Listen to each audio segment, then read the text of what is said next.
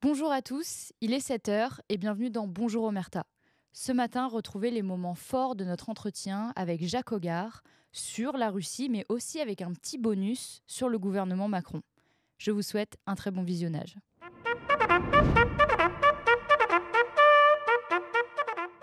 Bonjour à tous et bienvenue dans ce nouvel entretien. Aujourd'hui, j'ai le plaisir de recevoir Monsieur Jacques Hogar. Bonjour. Bonjour. Alors, vous êtes un officier supérieur de l'armée française. Vous avez une grande carrière sur le terrain, notamment au Kosovo, en Somalie, au Yémen, au Rwanda. Oui, Vous connaissez bien le terrain, finalement. oui, mais c'était un peu ce que je venais chercher dans l'armée en fait, hein. C'était du terrain plutôt que du bureau. Hmm. Mais bon, Justement, aujourd'hui, on va aborder la situation militaire dans le conflit russo-ukrainien, oui, mais aussi les stratégies internationales qui oui, tournent autour du oui. conflit. Alors, pour commencer, comment analysez-vous la stratégie américaine en Ukraine? S'agit-il d'une aide désintéressée ou d'une guerre par procuration contre la Russie? Alors, le sujet est vaste parce qu'en fait, je pense que la stratégie américaine, elle s'est un petit peu modifiée avec l'arrivée au pouvoir de Donald Trump début janvier. En effet, sous la présidence Biden et puis le- l'époque précédente, on avait un engagement sans faille, je dirais, vis-à-vis de l'Ukraine, de M. Zelensky. Donc il s'agissait de soutenir par tous les moyens. Il y avait bien entendu des raisons aussi business, je dirais, matérielles. Hunter Biden, le fils de Joe Biden, a fait de lucratives affaires là-bas. Il n'était pas le seul, mais on voit bien que dès le départ, l'Ukraine intéresse les Américains pour des raisons stratégiques, et on va y revenir, mais aussi pour des raisons purement matérielles, économiques, financières, etc. Alors, je rappelle quand même que la stratégie américaine vis-à-vis de l'Ukraine, depuis finalement la fin de l'URSS, depuis la chute du mur de Berlin, et puis 2 ans après la fin de l'URSS, en 91, l'idée c'était d'arracher l'Ukraine à l'influence russe, à la sphère, je dirais, slave et orthodoxe, puisqu'on peut parler comme ça aujourd'hui, ce qui n'était pas tout à fait le cas à l'époque, c'était la fin de l'Union soviétique, l'éclatement de l'Union soviétique. L'idée, vraiment, telle qu'elle a été très bien décrite dans un livre de Zbigniew Brzezinski, le stratège américain, c'est vraiment de s'en prendre à la Russie, héritière de l'Union soviétique, dans l'esprit de ces Américains, en la diminuant, en la rognant, en limitant toutes ses possibilités économiques, d'influence, et même culturelles et autres. Et donc l'Ukraine, c'est un objectif qui démarre en 2004 par la Révolution orange, qui est un demi-succès en fait, ou un demi-échec, mais qui va devenir un vrai succès à partir de 2014 avec ce que moi j'appelle le putsch de Maïdan, parce que c'est quand même le renversement d'un gouvernement légitime. Quoi qu'on en pense par ailleurs, hein, mais c'est le renversement d'un gouvernement légitime par la violence et dans lequel la responsabilité américaine est directe. Je rappelle le rôle joué par Victoria Nuland, qui était la secrétaire d'État sous Biden, et puis ce sénateur américain, McCain, ancien candidat à la présidentielle américaine, très très actif et très anti-russe, primaire je dirais, avec la volonté à tout prix de faire basculer l'Ukraine dans le camp occidental. D'autant que maintenant il y a ce problème de la Palestine, de Gaza, qui est une épine infectée, terriblement difficile à soigner, et la Cisjordanie bien sûr, dont on parle moins mais qui n'est pas moins sensible. Et puis, bien sûr, le Liban, la Syrie, etc. etc. Donc, Trump, je pense qu'il a une stratégie un petit peu de conduite, en particulier vis-à-vis de son électorat. Il a un électorat, je dirais, Amérique profonde, ce qu'on appelle le fameux MAGA, Make America Great Again, qui correspond à l'Amérique profonde, de gens qui veulent le développement économique, la paix, qu'on leur fiche la paix d'ailleurs, avec leur tradition plus ou moins. Là-dedans, il y a des communautés très différentes. Hein. Il y a aussi d'ailleurs des juifs qui ne se sentent pas concernés par le sort d'Israël, hein, parmi eux. Mais ça, c'est MAGA. Et puis, il est pris entre deux feux, entre ces électeurs, finalement, qui nous ont donné une victoire incroyable en janvier. Et en même temps, ces groupes de pression, l'État profond, auquel il a encore à faire, même s'il avait annoncé vouloir le dompter, et en particulier le lobby sioniste, parce qu'il faut l'appeler ainsi, qui lui dit non, non, tu ne vas pas lâcher Israël. Donc il a joué un rôle subtil dans cette guerre, qui a consisté à frapper, sans vouloir trop frapper, en prévenant quand même, les Iraniens ont été prévenus un peu avant qu'on allait frapper. Les Iraniens ont d'ailleurs prévenu les Américains, probablement via les Russes ou via les Qataris, tout ça, ça reste à définir, qu'ils allaient frapper à leur tour les bases américaines, etc. Et on est dans une espèce comment dirais-je, de show, de spectacle, si vous voulez, organisé, à mon avis. Hein. Et on voit bien que Trump est un peu coincé, un peu perdu. Donc, est-ce que je peux parler de stratégie de Trump aujourd'hui? Je ne sais pas. Je pense qu'il est plutôt dans une posture où il cherche à temporiser avec ces différentes contraintes fortes qui pèsent sur lui. Parce qu'il y a les élections mid-term qui vont arriver et que rien n'est jamais gagné. Hein. C'est son dernier mandat, certes, mais il voudrait qu'il se passe en beauté. Et ce n'est pas gagné. Vous parliez également de la dépendance d'Israël envers les États-Unis. Oui. C'est aussi le cas de l'Ukraine dans le conflit russo-ukrainien. Alors, revenons sur l'Ukraine, bien sûr que c'est aujourd'hui, en fait, l'Ukraine, le véritable allié de l'Ukraine, de Zelensky, c'était les États-Unis jusqu'à présent.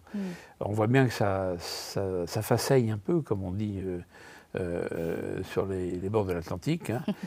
Ça faceille un peu depuis le mois de janvier, depuis l'arrivée de Trump, il y a eu cette humiliation publique de Zelensky dans le bureau ovale, il y a eu des allers-retours, etc.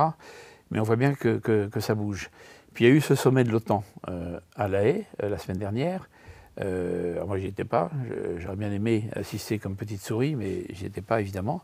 Et je n'en ai que des comptes rendus, ou les comptes rendus officiels, ou qu'on trouve de sources ouvertes.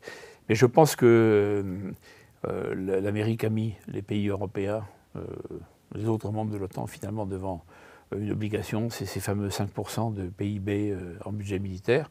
En fait, c'est plus subtil que ça, c'est 3,5 plus 1,5.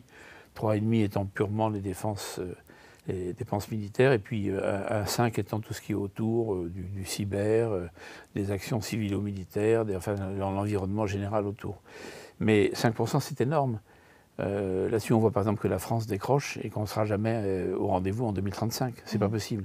Alors il y a un vrai danger, c'est l'Allemagne, parce que l'Allemagne risque d'être, elle, au rendez-vous. Alors tout ça n'est pas favorable aux intérêts français aujourd'hui. Et c'est pour ça que moi je dis depuis 2 ans et demi que cette guerre d'Ukraine n'est pas notre affaire. On n'aurait jamais dû s'impliquer dans cette guerre en Ukraine qui nous coûte très cher, à un moment où notre propre dette explose, 3 350 milliards d'euros. On a dépensé des milliards d'euros en Ukraine et on continue de le faire. Alors peut-être que Macron est en train de bouger. Il s'est entretenu avec Poutine au téléphone il y a 24 heures ou 36 heures. Je ne sais pas ce qu'ils se sont dit. Et cette fois-ci, je pense qu'il fera attention à ne pas le mettre sur les chaînes de télévision comme il l'avait fait il y a plus de 3 ans maintenant, et qui lui avait valu une perte de crédit instantanée de la part des Russes, hein, qui avaient considéré ça comme une faute diplomatique majeure que d'exposer publiquement ce qui s'était dit entre 2 chefs d'État sur une ligne rouge, si vous voulez, privée. Hein. Vous disiez que l'échange qu'il y a eu entre Emmanuel Macron et Vladimir Poutine illustrerait peut-être un retournement de situation de la part d'Emmanuel Macron. Les dernières déclarations de Donald Trump envers justement l'aide à l'Ukraine a plutôt été critiquées dans le sens où les États-Unis abandonneraient Kiev. Est-ce que du coup, c'est pas plutôt finalement un retour aux réelles négociations plutôt qu'un abandon comme on le présente finalement? Je le souhaite en fait, parce qu'on peut l'interpréter parfaitement comme ça. Hein. C'est l'interprétation, à mon avis, la plus favorable pour tout le monde. C'est-à-dire que ça veut dire que Trump est réaliste, pragmatique, qui dit bon, ça va, on a dépensé. Alors, en plus, il y a quand même la question fondamentale qu'il avait posée lui-même, Trump, et que son vice-président Jill Evans avait posée également, qui est le devenir de tout cet argent qui a été déversé par milliards de dollars ou d'euros sur l'Ukraine depuis 3 ans et demi maintenant. Mais je pense que Trump est un pragmatique. Cette guerre a coûté horriblement cher à l'Amérique. Ils ont eu ce qu'ils voulaient au plan stratégique global, c'est-à-dire la division de l'Europe. Quand je dis l'Europe, c'est le continent européen, sa partie est, sa partie centrale et sa partie ouest. Ils ont réussi à semer le bazar. Ça, c'est fait, c'est en cours. À discréditer l'Union européenne, à mon avis, qui est, à mon avis, aujourd'hui complètement discréditée. Certains analystes parlent d'une situation d'enlisement. Est-ce que vous êtes d'accord avec ça? Alors, l'enlisement, ça veut dire quoi? Ça veut dire qu'on va avoir une guerre de position qui peut durer des années ou des mois, en tout cas des années. Alors moi, je pense que cette guerre peut durer encore quelques mois, mais elle va s'éteindre faute de combattants. Si vous voulez, à un moment donné, encore une fois, on oublie les réalités, et en particulier les réalités démographiques. Alors, il y a les réalités économiques, les réalités matérielles, l'armement disparate en Ukraine, les problèmes de maintenance, les problèmes d'approvisionnement en munitions aujourd'hui qui commencent à faire cruellement défaut, etc. Comme pour Israël face aux tirs de missiles balistiques hypersoniques iraniens. À un moment donné, qu'est-ce qu'on a comme moyen? Il y a les patriotes, il n'y a plus de missiles, il n'y a plus de moyens de défense, le dôme de fer est explosé. On a le même sujet en Ukraine. Et on a le même sujet en Israël, qui est la faiblesse de la population, et on a le même sujet en Ukraine, qui est la faiblesse de la population. Donc la faiblesse du recrutement, en fait. On me dit souvent, mais j'ai vu Jean-Noël Barrot, notre ministre des Affaires étrangères, qui dit « Mais non, mais la Russie s'essouffle, elle grignote, elle avance plus, etc. » Non, non, elle avance de manière inexorable, parce que c'est un choix réel. Il y a eu des pertes au début de cette opération spéciale, militaire spéciale, dont à mon avis, ils n'avaient pas mesuré la réalité du déroulement. Il y a eu des pertes sérieuses côté russe, mais depuis, ils ont viré leur cutie, si je puis dire, et le but, c'est on avance, mais on épargne nos vies, on épargne les vies de nos hommes à nous. Et on y va avec tous les moyens nécessaires, mais voilà. Et en face, on a une armée qui se tarit, qui a des difficultés de constitution en hommes, et puis des difficultés morales, des difficultés d'approvisionnement, des difficultés liées au terrain qu'on est en train de perdre, etc. etc. Donc c'est une armée démoralisée. Donc oui, ça peut durer quelques mois. L'enlisement, je ne sais pas. Je ne crois pas à un enlisement de plusieurs années. Ce qui est certain, c'est que les régions russophones sont définitivement perdues pour l'Ukraine. En fait, c'est une remise aux normes du tracé des frontières soviétiques qui avait été tiré un peu au hasard, comme nous on a tiré nos frontières coloniales en 1960 ou 61, pas forcément de manière très, très fine et appropriée. Moi, je pense que c'était pareil pour l'Union soviétique. Je ne pense pas que Poutine ait des velléités expansionnistes. Je ne le pense pas. Je connais assez bien la Russie. Je connais pas mal de Russes de milieux différents et de fonctions différentes. Mais honnêtement, je pense qu'ils sont en train de retrouver leurs racines religieuses, humaines, culturelles, leurs auteurs, etc. Ils ont réussi à fédérer quand même des ethnies différentes que nous n'avons pas réussi, nous, à fédérer chez nous. Hein, si on peut comparer, ce qui n'est pas forcément comparable, mais